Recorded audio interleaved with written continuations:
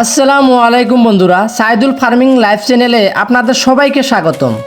বন্ধুরা, চীনা হাঁসের বাচ্চা ফুটানোর পর খামারিদের প্রধান চিন্তায় থাকে কি খাবার খাওয়ালে বাচ্চাগুলো দ্রুত বড় হবে।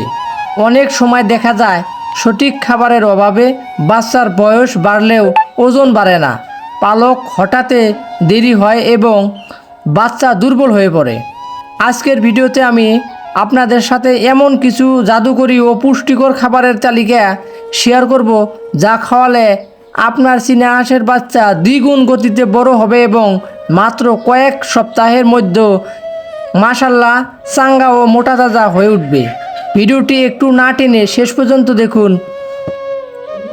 উচ্চ প্রোটিনযুক্ত ব্রয়লার বা ডাক স্টার্টার ফিড বাচ্চার জীবনের প্রথম 21 দিন হাড়, মাংসপেশি ও ডানার দ্রুত বিকাশের জন্য উচ্চ প্রোটিন সমৃদ্ধ 20 থেকে 22% প্রোটিন ডাক স্টার্টার বা ব্রয়লার স্টার্টার দেওয়ার অত্যন্ত জরুরি।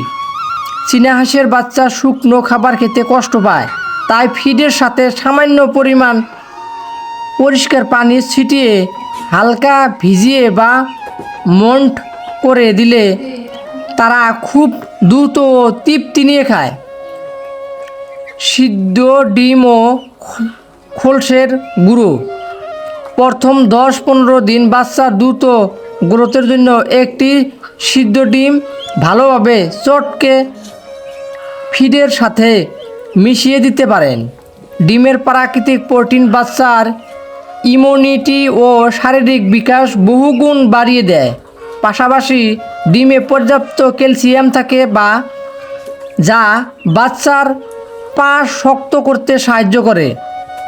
জিঙ্ক ও মাল্টিভিটামিন সমৃদ্ধ পানির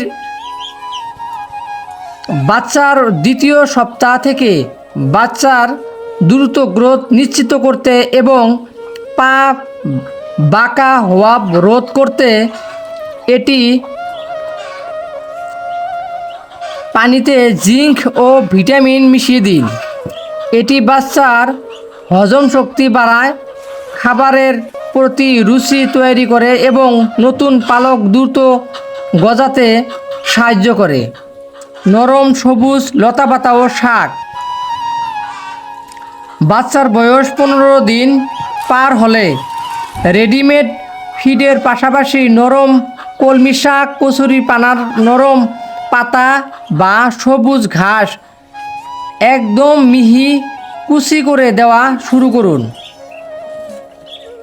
সবুজ শাক সবজিতে থাকা প্রাকৃতিক ভিটামিন ও মিনারেল বাচ্চার পেটের স্বাস্থ্য ভালো রাখে এবং বাচ্চার বডি ফ্রেম দ্রুত বড় করতে সাহায্য করে।